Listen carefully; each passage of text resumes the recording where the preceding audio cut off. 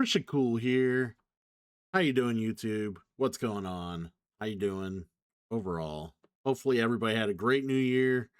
Looking forward to 2026 and what the year has to offer for wrestling in general upcoming. And there is a lot to take in for 2026. We got the Royal Rumble in WWE coming up in Saudi Arabia. We have a whole new year of the um, NXT TNA partnership, and we'll see where that goes over time. And as of right now, I just went back and I'm looking forward to watching it. But Hiroshi Tanahashi just had his retirement match over this past weekend in New Japan against uh, Kakushika Okada, which was I heard is really really good. I want to go see it. And I mean, I saw like a clip or two of the match on Twitter, and it looks interesting. Tanahashi always, one of the biggest legends in New Japan and wrestling over in that area for the last 2 decades now. So it just goes to show for fans like myself and of our generation that it's getting to be more and more closer to the end of that era where all our favorite wrestlers that we grasped onto and enjoyed during the super indie era, that era is ending, you know and pretty soon we're gonna have to realize that the following era coming up with all these younger superstars, the Braun Breakers, the Logan Pauls, um the MJFs, the Darby Allens and what have you, this generation of superstars, all younger, hungry, viable, wanting more and more, you know, chances, to be the superstars that they have, followed and, are coming after, I don't know what I'm saying. I'm just saying that, it just sucks being a big fan of all these superstars that are like one after the other retiring or like, we just had recent, 2025, the biggest thing was John Cena retiring, and that retirement tour was kind of ass in a sense. Like, I enjoyed the match with Gunther and I enjoyed what they did, but I know a lot of people wanted to see John Cena beat Gunther, but it is what it was. But overall, it was a weird um final run for Cena just because of everything that happened between him, The Rock, Travis Scott, and just how it went and didn't end up going anywhere. And they had to make him go face again midway through. Yeah, it was the weirdest slash run ever, in my opinion. But at the end of the day, it happened. I was happy to see John Cena for one more year really commit himself more or less to the product, and it was good to have him on board. So, but anyways, we're not discussing WWE here today. We are discussing AEW. We are discussing their World's End pay-per-view that happened this last weekend. Well, not well, yeah, not this last weekend, but the weekend before. So, unfortunately, I meant to get this out sooner, and unfortunately I got held up with other commitments and other stuff, and I'm just now catching up and talking about AEW World's End. I wanted to do it before we got too far away from the end of the year, and we're moving on to something more and different. So the end of 2025, AEW always runs the C2, the Continental Classic. This is their third year, the third time they did, the third year that they did it. And I've always enjoyed their version of a, round robin wrestling tournament that they hold. And this year was much I probably the most enjoyable year that they've done one. Like, I think this was the best year. just because of the dichotomy of like all the different like factions and feuds that were kind of like possible feuds or just the feuds that were teased, or like there was so many cool things to look forward to in this Continental Classic, and I had a great time with it. Normally I don't watch AEW religiously when it comes to their weekly shows. I'll watch highlights every now and again. I'll catch an episode. Um, but for the C2, which is on religiously through Dynamite and Collision, throughout the whole month of December, I pretty much had to watch every episode to get the whole C2 in its entirety. And yeah, it was totally enjoyable. Had a great time with it. Some surprise upsets throughout the tournament, which I really enjoyed, and yeah, which led us to World's End. Shout out to the Speedball Kyle Fletcher match that happened midway through December. That match was Meltzer gave it a 5.0, at least a 5 star. So, claiming how awesome the match was, and it was. It was probably the best match that happened on the C2, even through World's End. Like the best match that happened on the C2 was uh Speedball and Kyle Fletcher for their round robin match, which was, like I said, if you didn't go see that, go back. It was during AEW's Winners Coming. It was a really good match, and if you want to see, probably if you've never seen a good Speedball Mike Bailey match, or just is not familiar with them, that is probably one of the best matches to go to and check out. Kyle Fletcher, same thing. If you don't know about Kyle Fletcher and how and why he's a rising star in AEW, that match, go watch it. Anyways, World's End, let's talk about it. I don't really watch the pre-show, so the 0 hour, whatever, I don't really watch that shit. Usually the 0 hour is just a bunch of either leftover little feuds from like Ring of Honor collaboration with AEW, or it's just like people who have not much going on, and it's a showcase match featuring a bunch of people in a match. So it's usually what these 0 hour like pre-shows are, and nothing that really grabs my attention that I need to watch and I need to talk about. So we're gonna move on, and the World's End started with Takeshita and Okada. So basically, let's discuss who was all in the. Let me see if I can find the final standings. Let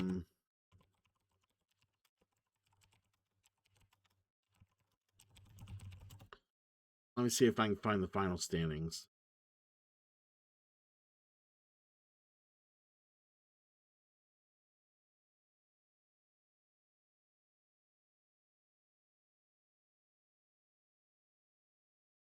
Apparently I'm just gonna have to.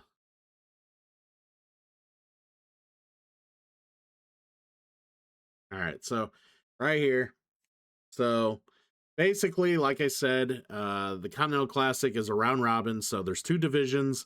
Everyone has to fight everyone else in their own division, and then the top 2 point getters in each division square off in semifinal matches in World's End, and then the winners of those will have one match later on in the pay-per-view for the finale, and they are then considered the Continental Champion.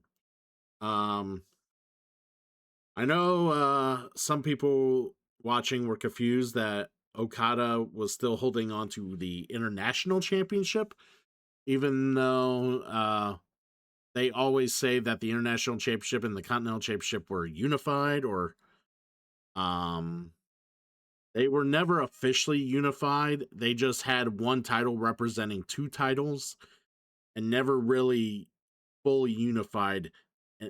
Basically, they never retired one of the titles. Usually when you have a unification match for 2 titles, one of the titles gets retired. and then the other title either continues or they just make a new title, and both titles get retired. No, this was not the case. He just had both titles, but he didn't want to have to carry both titles all the time, so they had a representative symbolic title to represent having both titles. But once Okada put the Continental Classic up for grabs, for the Continental title up for grabs in the Classic, they no longer recognize that unified title because, well, he was no longer carrying the Continental title. He was only carrying the international title at that moment. And then that's how that works. So if anybody was like, had been watching and was like, I don't understand what the fuck's going on, that's what's going on. So, they had a Gold League, Blue League. Like I said, all these matches happened during Dynamite and Collision all through December. And there was 2 injury replacements to start. For the Blue League, Kyle O'Reilly was supposed to be in the Blue League, and he ended up suffering injuries that took him, that made him sit on the shelf when he wrestled John Moxley at the last big show. So at the Full Gear. So Roderick Strong took his place, and then for the Gold League, Darby Allin initially started in the Gold League to wrestle, and on his first match against Kevin Knight, ended up suffering. I never really found out what injury it was, if it was a concussion or something else. But either way, he had to stay overnight at the hospital. He was not well, and they had to replace him. He got replaced by Jack Perry. So either way, so these were the final standings after everyone fought against one another within their own division. Okada and Fletcher ended up having 9 points when was all said and done in the Gold League, but because Fletcher had beaten Okada um, within that division, Kyle Fletcher was actually recognized as the winner of the leader for the Gold League. And then for the Blue League, Kiniske Takeshita just run roughshod over the division with the exception of the tie to Claudio, which was also a really good match, by the way. It was on a random collision. Takeshita and Claudio had a pretty fun match that ended in a tie. But basically, John Moxley ended up getting enough points to become second place. So what happens is winner of the Gold League faces the runner-up of the Blue League, and vice versa. So Fletcher, winning the Gold League, had to go against Moxley. Takeshita, winner of the Blue League, had to go against Okada. So that said, let's discuss the pay-per-view. That's where we're at. So Okada, Takeshita. Okada is at this time he was the IWGP Heavyweight Champion. I know if people literally watched the last New Japan show, their big show, the Tanahashi retirement. Takeshita just dropped the title, so he is no longer the champion. At least that's what I thought I read. I Let me double check that. I don't want to state facts or try to state facts when I'm not 100% sure myself.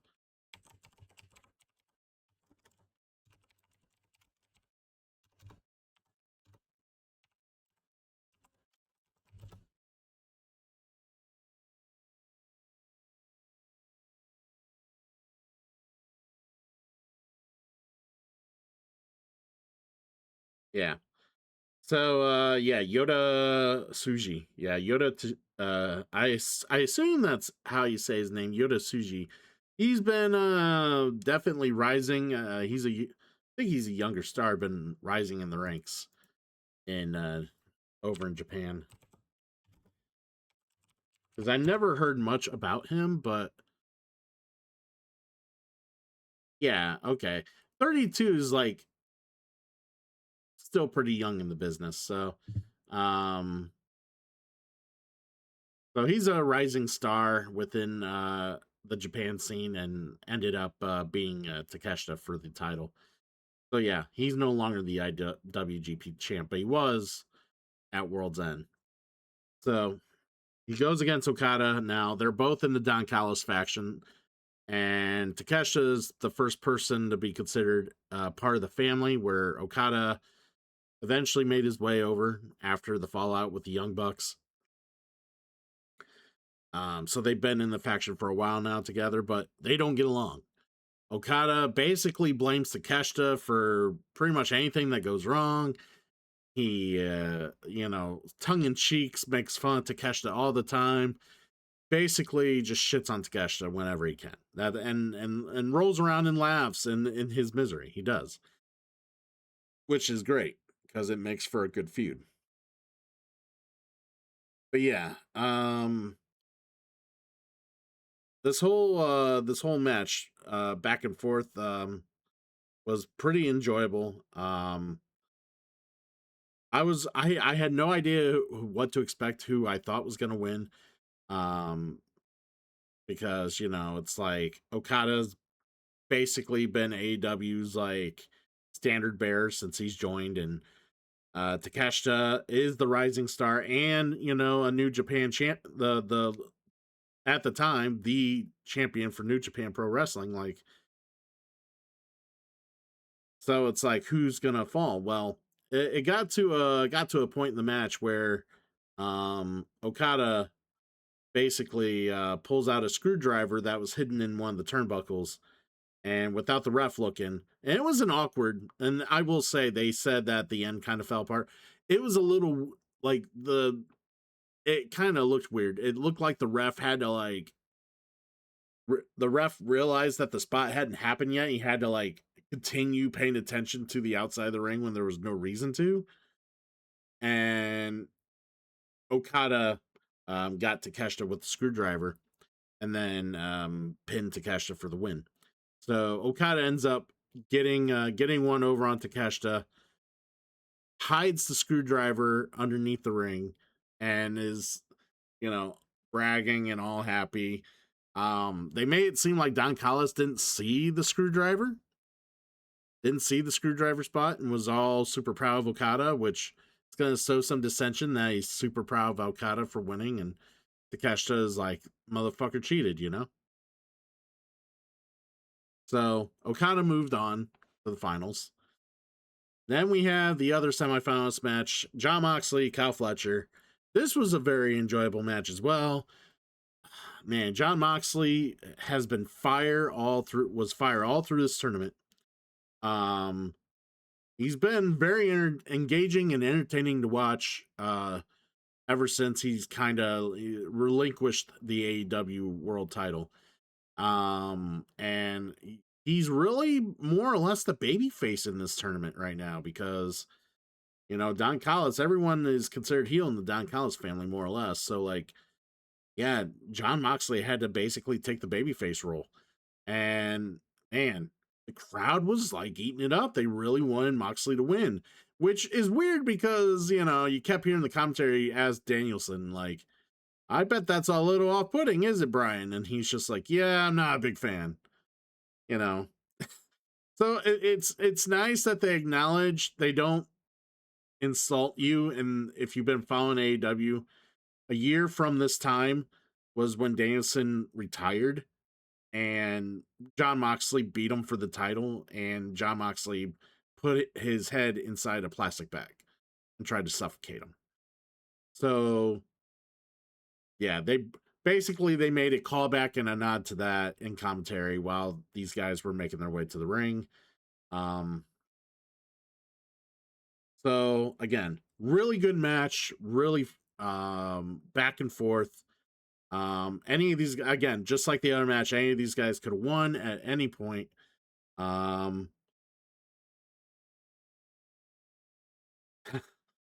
yeah. Apparently, during this match, Jon Moxley ended up chipping one of his front teeth, and I guess he chipped it pretty fucking good.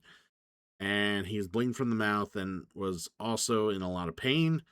Um, there was a sleeper suplex bump from the top rope that Yeah, it was like some sort of weird, like he had him in a sleeper facing away from the ring on the top rope. They were both on the top rope, and Moxley goes backwards with it and like drops Fletcher on his head. It was a very sick bump, and it looked like Fletcher ate. Pretty much, he could have broke his neck. Like it was a pretty sick bump. He literally fell on top of his head. But it was a very dangerous bump. But either way, like hopefully, it's. I mean, I'm sure it's going to cost him at some point down the road on in his career, because eventually it's a very thin line between yeah I'm good to oh man I just want to feel good, you know, very thin line. So we'll see what happens, but overall, I thought this match was great. I think it was better than the Okada Takeshita match, and Moxley got the win on Fletcher. Um, yeah, basically, Moxley choked him out. Okay. I was trying to remember how it happened because I know it was a lot of back and forth, kicking out finishers, but yeah, Moxley ended up getting the choke on him, and Fletcher couldn't get out of the choke. Um, and that was the other thing they are mentioning it, and this is important. Long term storytelling, guys. Um, During this match, Fletcher went to the same turnbuckle that the screwdriver was at. Couldn't find the screwdriver during this match. So the assumption is, I think Fletcher planted the screwdriver for himself to use against Moxley, and Okada just happened to know that he did it and knew to use it for himself. And then, of course, when Fletcher went to find it, Okada had already used it and hid under the ring. So Fletcher couldn't find the screwdriver and get one up on Moxley during the match. So it was good to see that storytelling in general. Um, but yeah, I was very pleased with both these matches, and it made me very excited to see Moxley versus Okada, which is not something you're going to see every day. So I was looking forward to that for the future remainder of the show. So I'll get a drink here.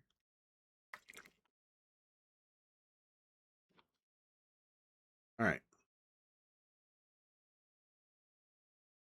All right, so next we had FTR versus the Bang Bang Gang. This was a Chicago street fight. Basically, recently, FTR won the titles back over from Brodito, and there was really no one to challenge them up until this. Like the first challengers came and who called them out was the remnants of the Bang Bang Gang. When I say remnants, I mean Juice Robinson and Austin Gunn, one half of the Guns. So the other Gun brothers hurt, Jay White's hurt, and yeah, they're the only two members of the Bang Bang Gang that are even active right now. But for whatever reason, they're the only challengers to the tag team titles, like other than Brodito, who just lost it. And I guess they didn't want to have a rematch or run it back. I don't know what happened there, but they ended up doing other things, and I'll mention that in a bit. But yeah, I was just a little disappointed with the fact that yeah, we didn't see a Brodito rematch here, but this is what we got, and I don't mind the Bang Bang Gang. I'm hoping that the rest of them get healed, because I like the Bang Bang Gang in full because they're a great act. I think it's one of my favorite acts in all of AEW over the years, and there's a kind of a nod to the idea of to the past match FTR had with Jay White and Juice Robinson. It was a title match, tag team title match from like a year or two ago. I think a year and a half ago or whatever. Back in 2023, so 2 years ago. That where they basically wrestled a 58-minute match on Collision. Now, Collision's a 2-hour show, so one half of the show was those two teams fighting for the tag titles, and basically FTR ended up winning the match with like under 2 minutes remaining. But so these factions or these tag teams are very familiar with each other more or less.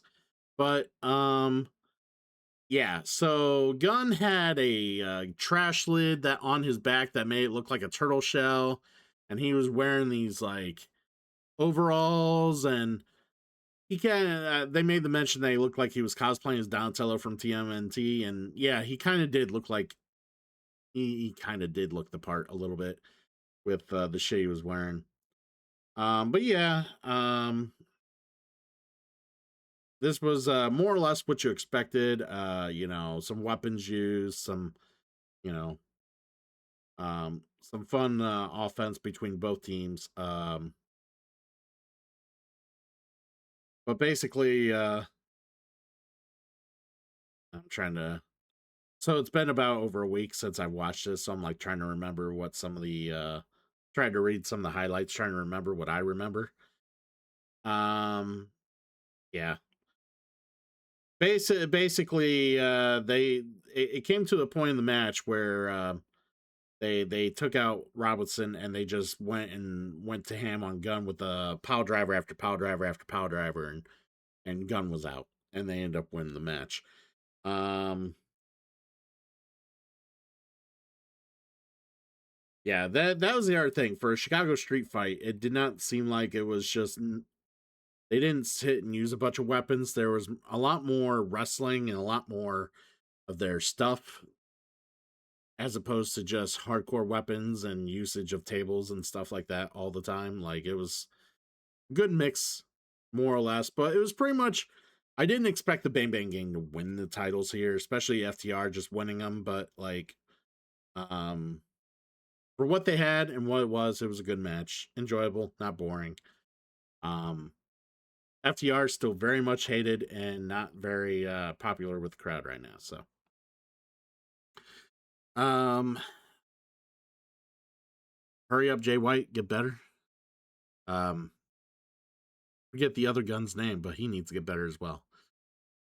The Babes of Wrath defending their brand new AEW women's tag titles against Athena and Mercedes Moné. Moné basically wanting to go after titles after she's been losing singles titles left and right, and she wants to basically get back on track. The women's tag title tournament ended midway through December, and the Babes of Wrath ended up beating who they beat. They beat Tony Storm and Mina Shirakawa for the titles, and yeah, anytime I can get to watch Harley Cameron on camera and do her thing, I'm all in. I'm all for it. And the Babes of Wrath. What are we? Babes! And we have Wrath. Babes of Wrath. Babes of Wrath. Anyways, yeah, Harley Cameron. Probably if I had to say, man, what female wrestling personality could I like hook up with and be with for a night and have a good time with?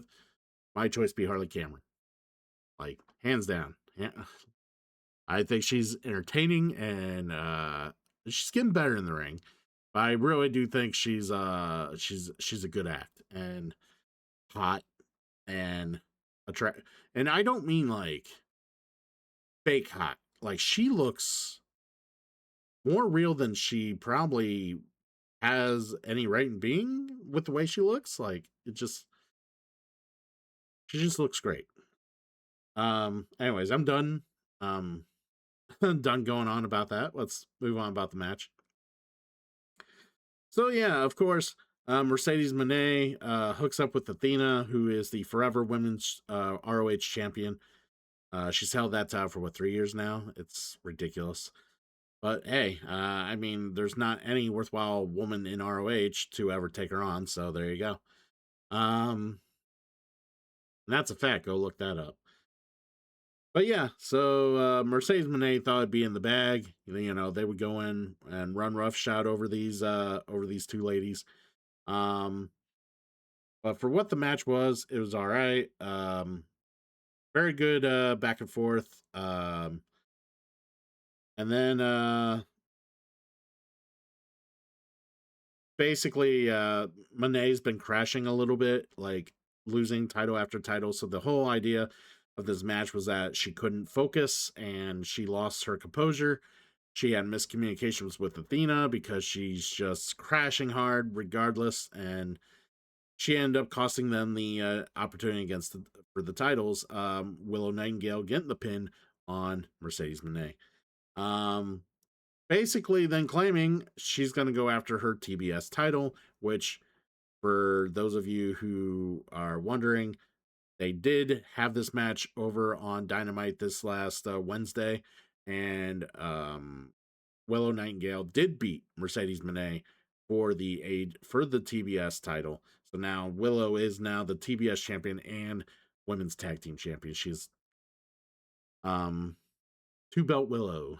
I don't know what name she's come up with now, but yeah, two belt Willow. Um Willow two strap. I don't know. Anyways, either way, Monet is crashing hard.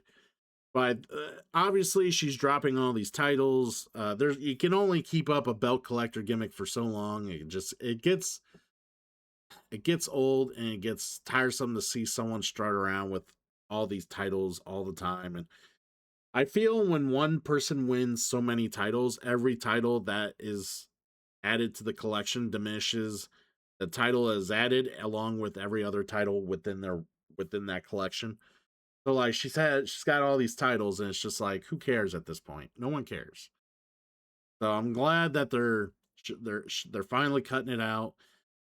Monet's dropping titles. Monet is losing left and right, which begs the question: when is she going to challenge for the world title again against Chris Statlander? Because y'all know, like her dropping the TBS title finally. She's had that title since she showed up in AEW, basically.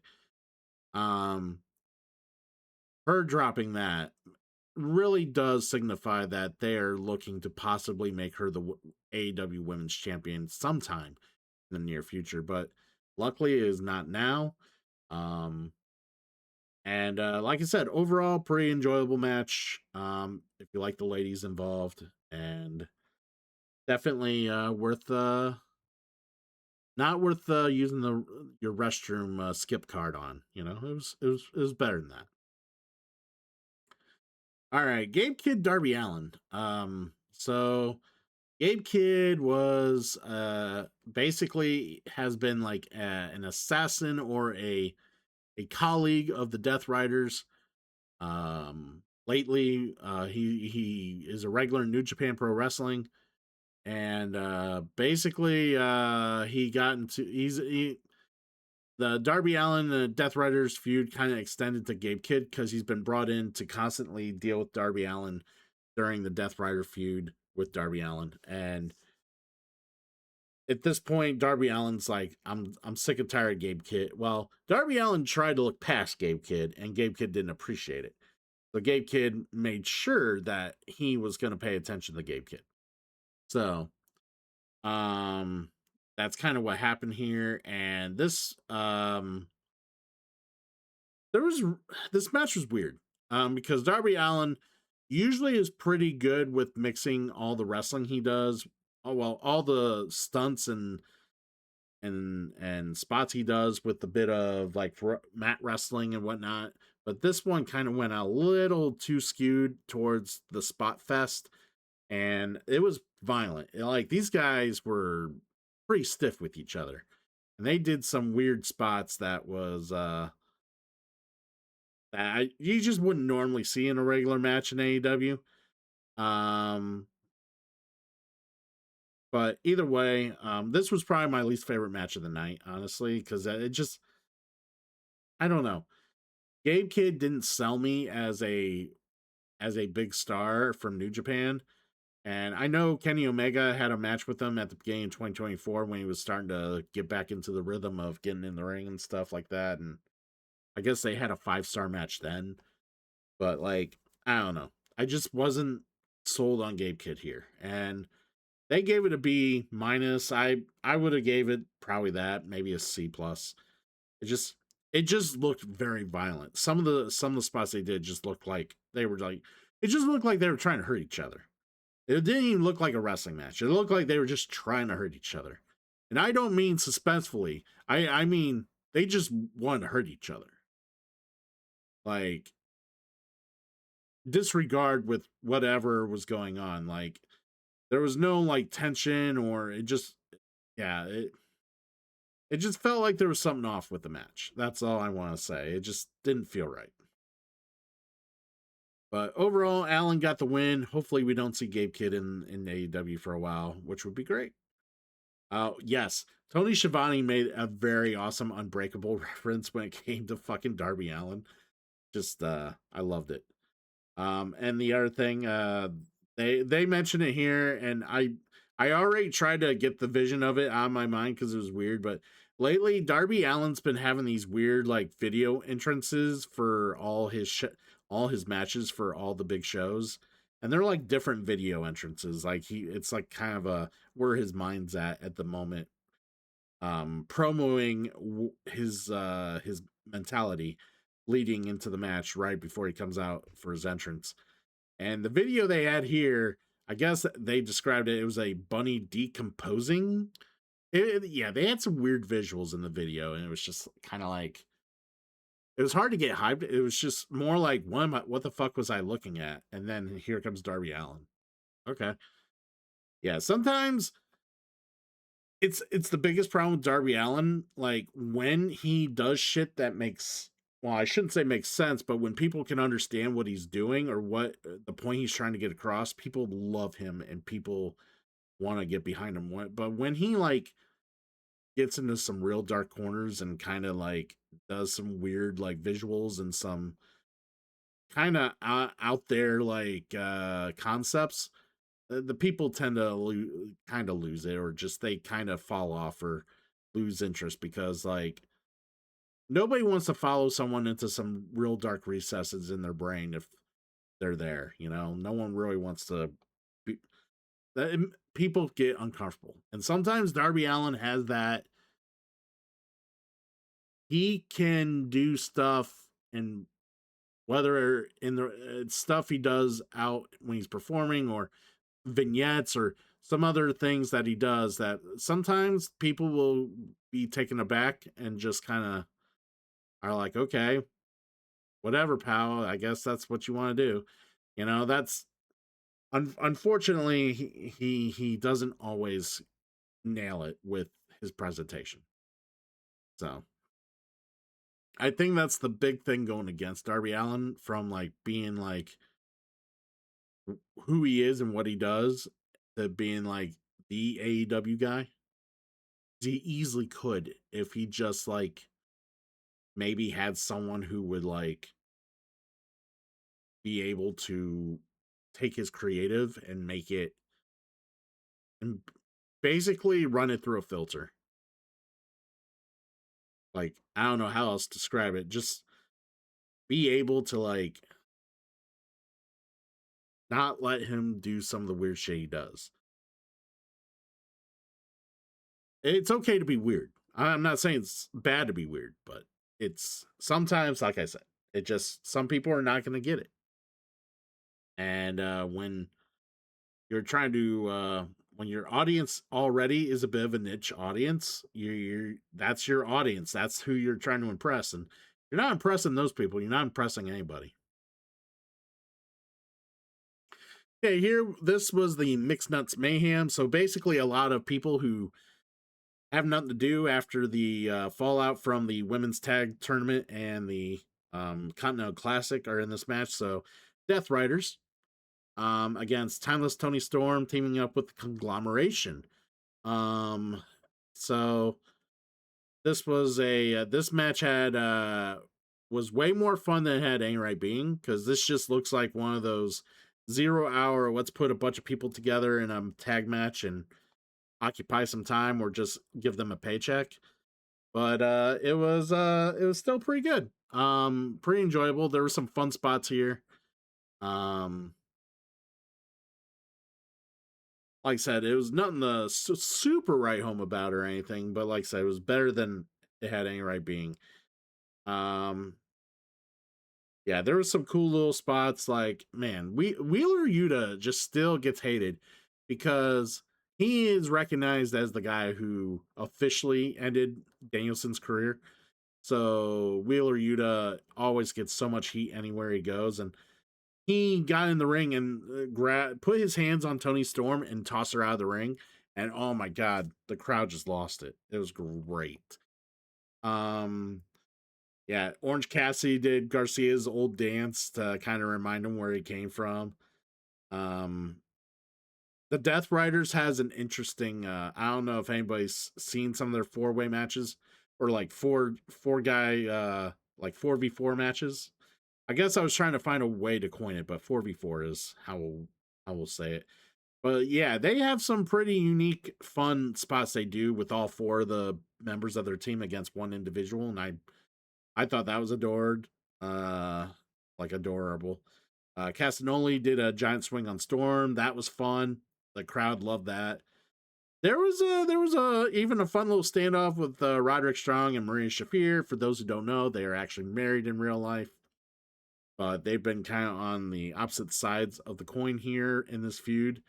And luckily, AEW has not mentioned this or leaned into this fact live on air, so they kind of still treat them as separate entities. And fucking Roderick Strong fucking chopped Marina in the fucking back.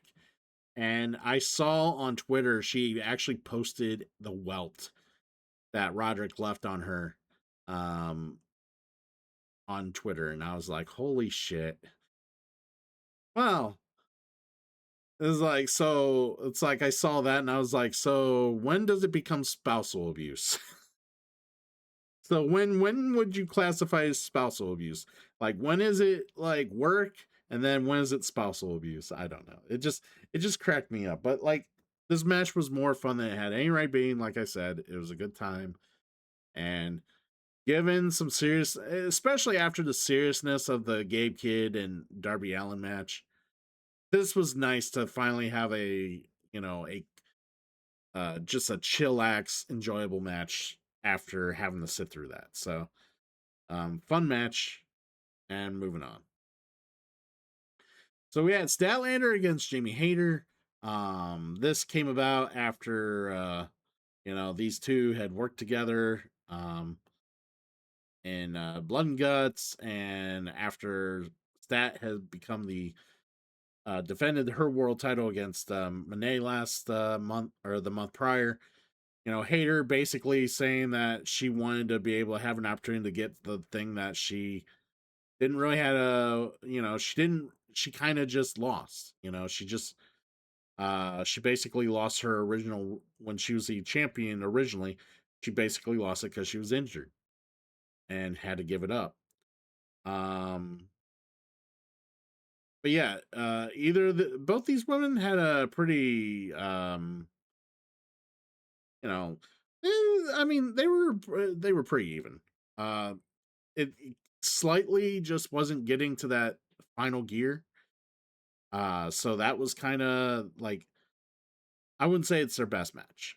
Like I'm sure, like if these two were in the ring together next time, they would have a much better match. This was like a we don't really wrestle against each other match, but we're gonna go and try to put on a banger anyways. That's kind of what they gave us, and the end of the day, it was what you expected. Statlander on top of Hater got the win. Um, but Stat Daddy got is still your champion.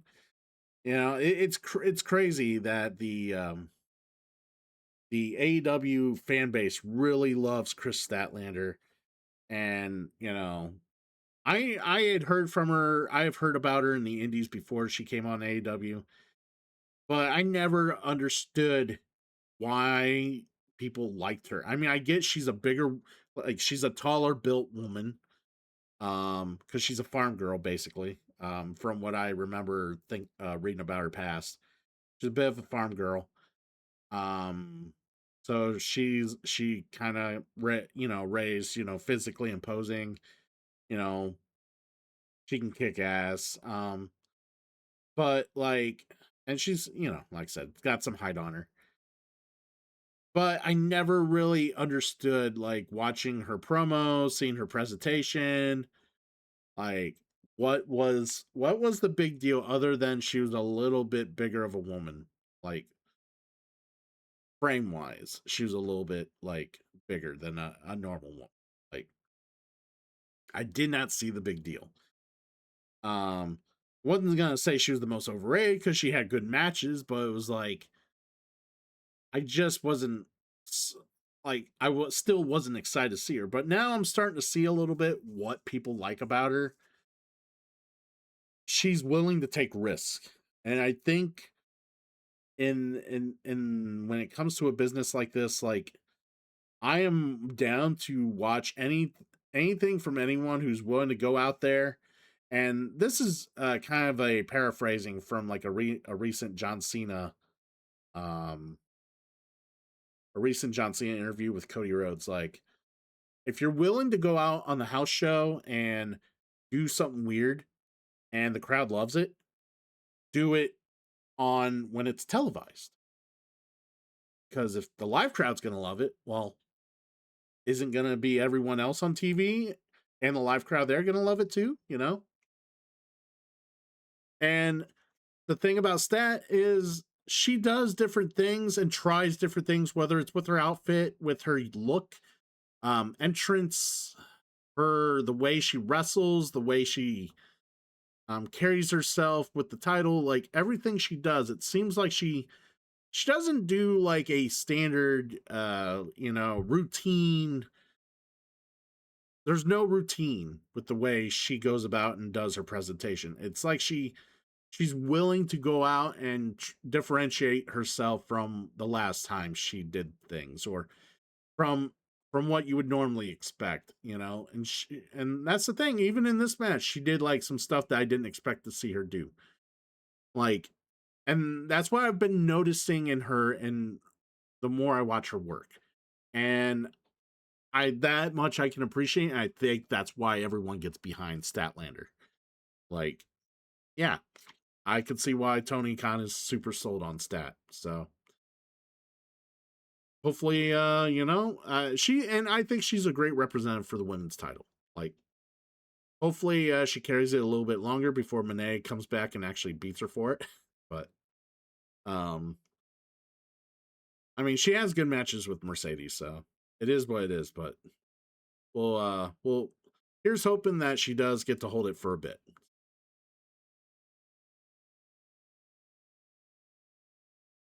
All right, so the finals of the Continental Classic, Moxley against Okada. Um, this match was, um, it told like it. There was a good story to be told here. Um, the one thing I will say that it dragged a little bit. Okada had the upper hand a good chunk of the first part of the match, and just was beating the hell out of Moxley everywhere. Like, you could tell Moxley was still struggling and suffering from that chipped tooth, and he was selling a leg injury as well from the first match, and he was just getting the shit beat out of him. But eventually, they did. There was the more back and forth. Mox basically, um, Mox overcame the pain and the struggle and ended up getting the win here. Um, yeah, even then, even these guys acknowledged the fact that he was selling his leg pretty well. They're like, he was either giving painkillers or busting a tooth didn't hurt him too much. Well, it just depends how bad the tooth busted, but it did look like a pretty sick crack chip, that because it was his front tooth right here. So um either way, it was a fun wrap up to the Continental Classic. And it was nice to see Okada not win the championship again. Like, I love Okada. Don't get me wrong. I've been really enjoying Okada, but like the way they told the story, the struggle, the promos Moxley has been giving for the Continental Classic, and in like even after he won here, he cut a promo. I don't know what it is about Moxley promos, but you can buy into them. They are believable. They have meaning, and and they're relatable. Like, it's just Moxley does not act like he's Superman. He does not act like he is above others. He acts like he's there for he knows he's going to struggle. He knows he's going to have to fight. He knows his back's against the wall. He knows he's had some tough times. He knows he's been down lately. But, that's really like the whole mantra of what his story was for this Continental Classic was that he had to learn how to persevere through everything he's been dealing with since he lost his title. And yeah, it was, if there was any, I know they've been teasing here and there, like and people have been talking about that the Death Riders were gonna like turn on Moxley or beat up Moxley, and the way he's been kind of showing himself being a babyface in the tournament lent itself to even more of that talk. And at the end of the day, he wins the title. He wins the Continental title, and they all come in, hug the shit out of him, congratulate him, and are like super supportive of him. Like, there wasn't anyone in that group that was like giving him a snide eye or was like, dude, I can't believe he fucking won, or any of that shit. Everyone was super supportive, and it was very, just made me itch my head, because it's like, okay, so is the group going to start turning face now? Is Moxley just like, are they just delaying the inevitable and they're going to get rid of him anyways? Like, I don't know what's going on with the group. And honestly, I don't know. I didn't really catch on this week on Dynamite or Collision what they were doing, the Death Riders in general. So I'm not 100% sure what their next program is, but either way, I was very happy to see Moxley win this championship and be the guy who ended up making his way through the C2 on top. And the C2 overall was great. Like, I love that AEW sticks with it and does it every year. Like, seriously. And you get good shows, good matches out of it. I mean, for the alternative product that they represent and they want to deliver to their audience, it was very enjoyable. And I can't wait to see them do it again next year. And I wonder who's going to be part of it. My only thing about the C2 is that I wish they would include a little more diversity in the C2. And they did that a little bit, like during the second year they had Brody King in there. And Brody King's fighting against small guy against small guy against small guy. Like, I would love to see a little more diversity. Like, maybe next year add Bandito to the mix, or add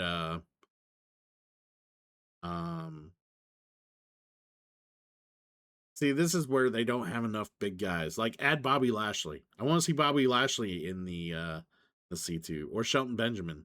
I think he was in the C2 last year, maybe. I can't remember.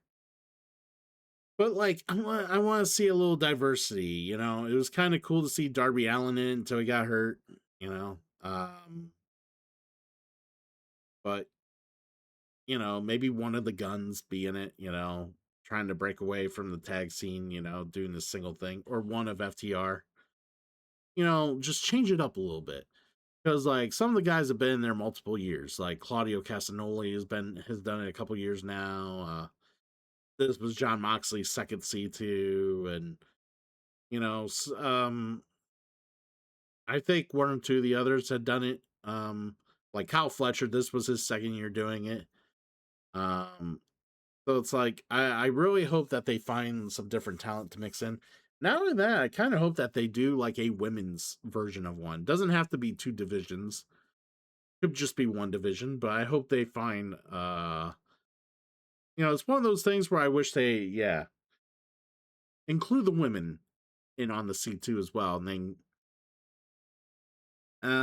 it'd be cool to have the women have their own like little thing as well. But they had the tag team title tournament. So that was kind of like their version of a tournament going on as opposed to a round robin C2. So I mean they did have their moment. So they did have like something going on, but I would love to see the women be have that kind of like tournament. It'd be cool. Um so the final match, Samoa Joe, MJF, Adam Page, Swerve Strickland. So Samoa Joe ended up beating Hangman Adam Page at Full Gear, with Hook turning on Adam Page, representing he was still aligned with Samoa Joe after all this time. Um, cool. Swerve Strickland comes back after the fact and has been aligned with Adam Page, in dealing with the ops and dealing with Samoa Joe. Well, while basically all three of them were talking about having a title match against all three of them, MJF shows up, turn in his I think his a gauntlet match, his casino gauntlet match contract or whatever he won to basically enter himself into the title match. It's their version of Money in the Bank, basically. He had it for this past year, and he turns it in. He wants to be part of the match, and MJF obviously being himself had something to say about these guys, and well, they retorted in kind the following week. Both I didn't know what to fully expect with this match because you got the heated feud between, there's a lot here. Like MJF doesn't like Samoa Joe because Samoa Joe ended his original title reign. Hangman is current issues with Samoa Joe.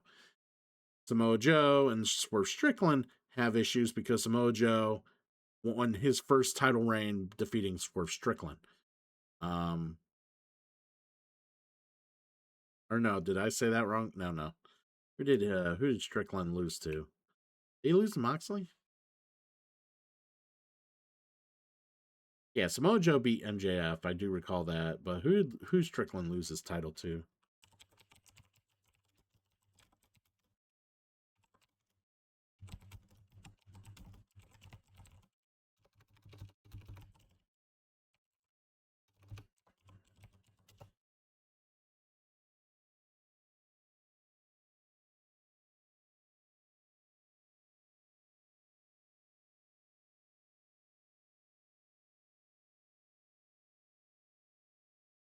That's right. He lost to Brian Danielson. Duh. That was like one of my favorite matches in 2024.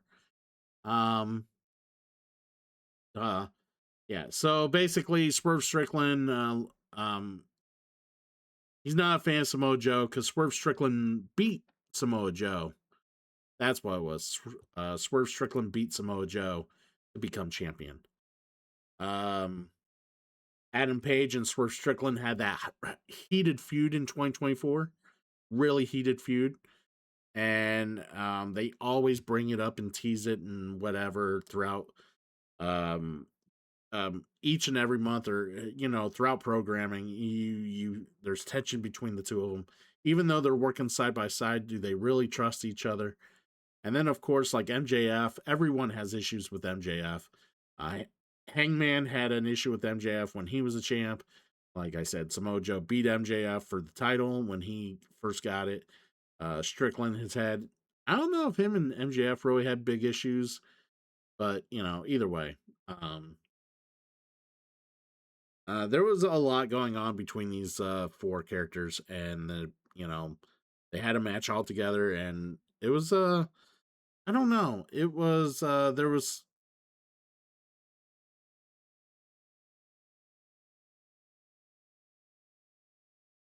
I don't know, I guess I'm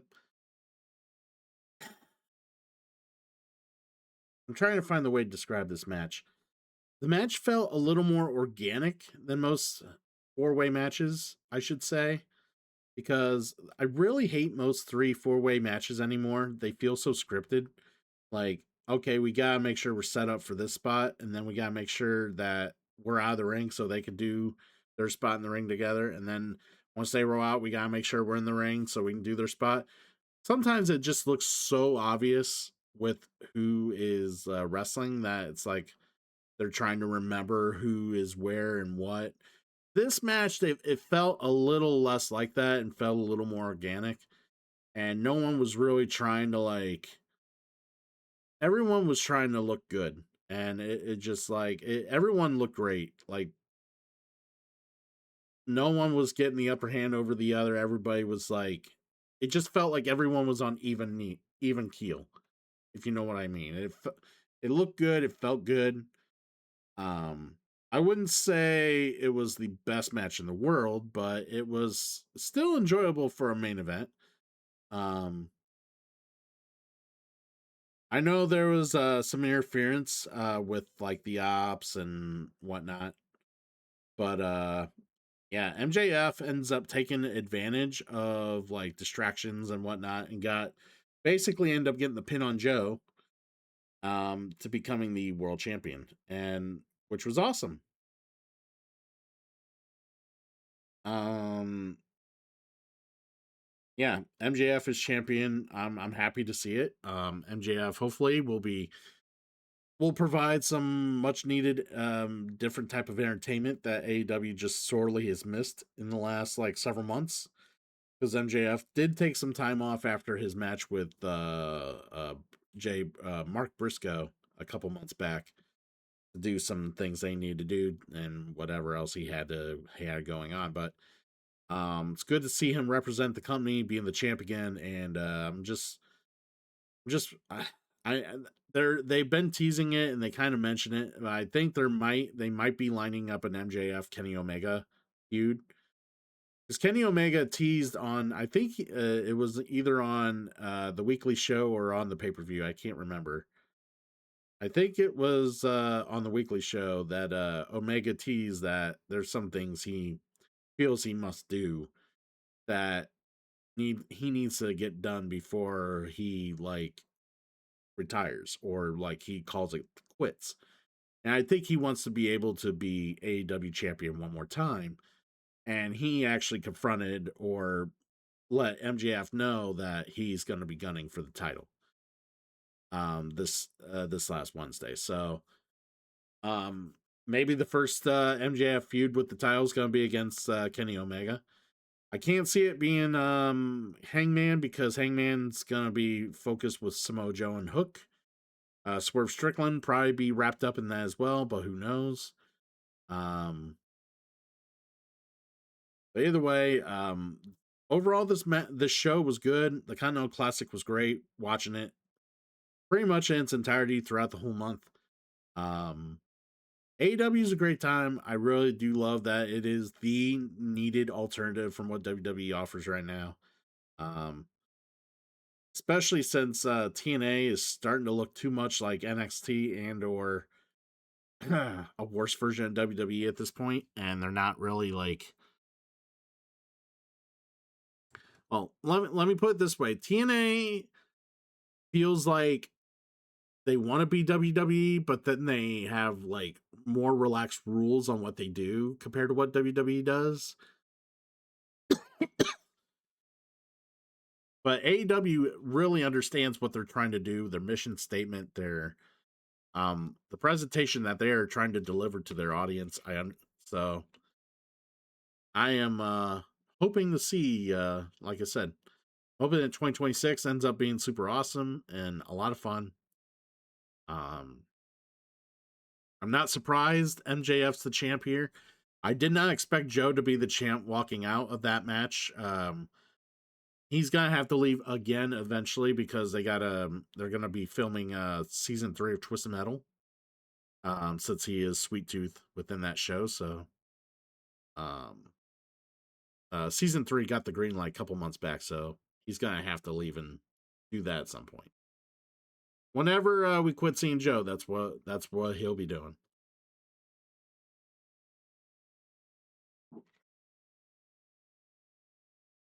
But yeah, seriously, if you guys don't watch AEW and you really want your old school Ring of Honor, like 2000, mid 2000 feels sometimes, and you want to see what, you know, a callback to, like, honestly, if you want to watch, if any of you guys watch like ACW's One Night Stand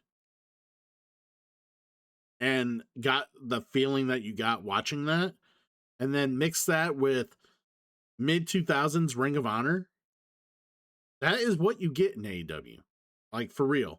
With a little bit of the old school WCW presentation. Like, that is literally the mixture that AEW really offers right now. And it's a nice blend. I'm digging it. Not hating in it, like, not hating on NXT, WWE, or TNA in any way, shape, or form, but they are definitely an alternative. And like I said, some people may not want to find time for them. Some people may not enjoy it, but I'm happy with it. I love the direction they're going in, because I trust me when I say this. They lost themselves back in late 23 into 24, and I thought that company was gonna go through some rough patch. I mean, they were going through some rough patches, but I really thought they were gonna run themselves through the gutter, and they've bounced back, found their way to what they need to do, and to become a, you know, a true alternative in the wrestling industry. And I'm glad they've changed their mission statement and kind of focused in on what they need to do necessarily to um, be something that might be appealing to people who aren't necessarily enjoying WWE, or maybe just want more or just something different. And yeah, I'm happy that it's here. So that's all I got for you guys. When's the next show? I know Royal Rumble's in a few weeks yet. Um,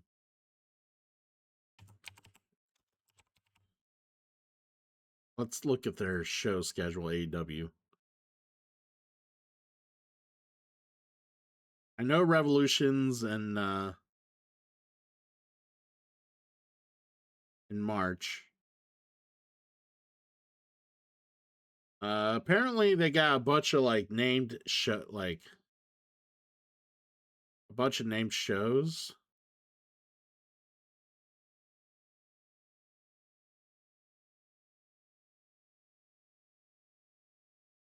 All right, so yeah, I was trying to name all the big pay-per-views they have yearly, and they only had 9 last year.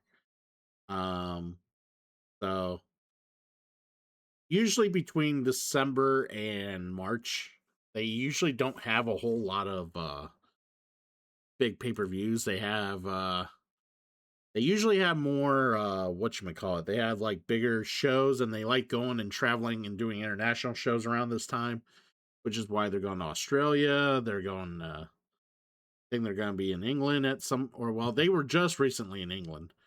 But yeah, there's going to be some Australia stuff in February, which is big because Tony Storm and Kyle Fletcher are both from Australia. Um, but yeah, they like doing these like type of like themed, like titled shows, like Maximum Carnage Winners Coming, Fire Fest, that sort of thing. They like being able to do that. It's something that's really stuck with them, and even WWE has like picked up on it and decided to do it themselves with like not the main roster, not like Raw, SmackDown, but like NXT still does it. Like they'll have like a week or two where they call it like Halloween Havoc, or maybe not Halloween Havoc. That's a bad example, or is it a good example? I know NXT or New Year's Evil. I think New Year's Evil is one of them. So like New Year's Evil is gonna be like one of the themed like NXT shows in a few weeks. Like it's not gonna be an actual pay per view. It's gonna be and let me be sure about that.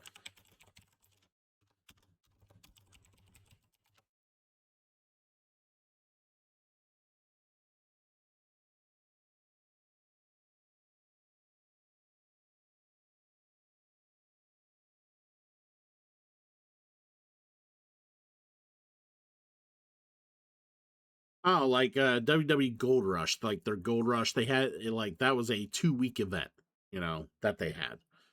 Um, so that's what I mean. Like they have like shows that are or events that are just basically names for the regular show. Either it's a week long or 2 weeks long. Yeah, they kind of NXT kind of adopted that from AEW because AEW started doing that, and I don't know. Maybe New Japan or Japan was doing that already, but like I feel like AEW started doing it, and then all of a sudden WWE started doing that for NXT. That yeah, I don't think WWE really does it.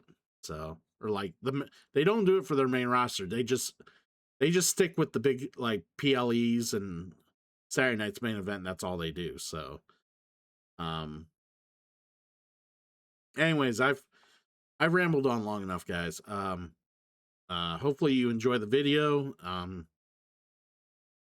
Like I said, I'm not sure when the next event is. I'm gonna look up TNA schedule.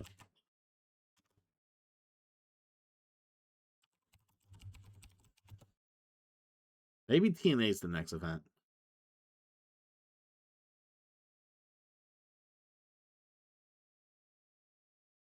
Oh yeah, the impact's on AMC. January 17th, Genesis. Okay. When is Royal Rumble?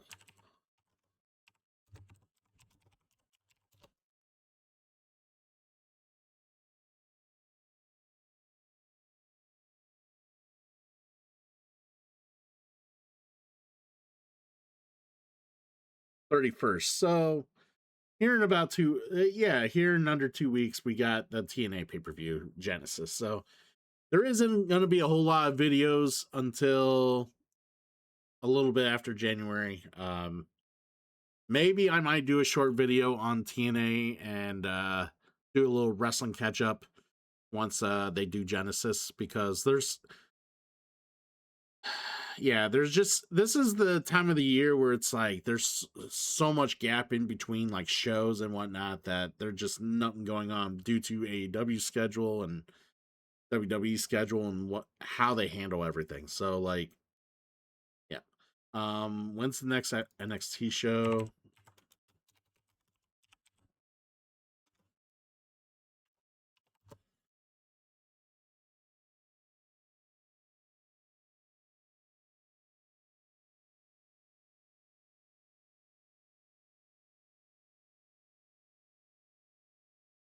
That's not what I want to see. Um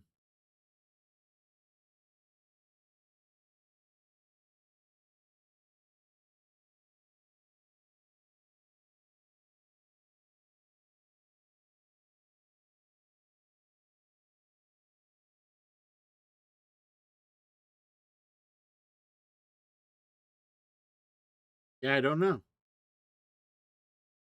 Um NXT upcoming events. Maybe that's what we need.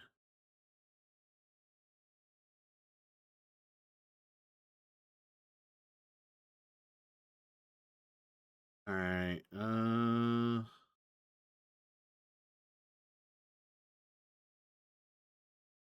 That's all main roster.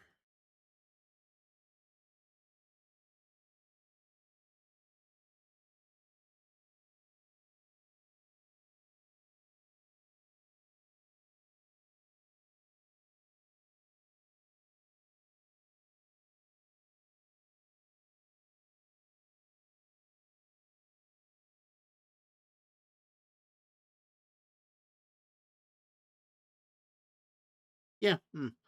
I don't know. I guess I'm gonna have to check in with the show and see when their next big show is coming up. But like, I feel like New Year's Evil is coming up around the corner, and it's probably the same weekend as Genesis, if I had to guess, or the same week.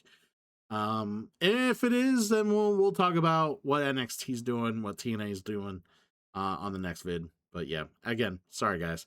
I will talk to you guys later, and hope you guys stay safe, enjoy the new year.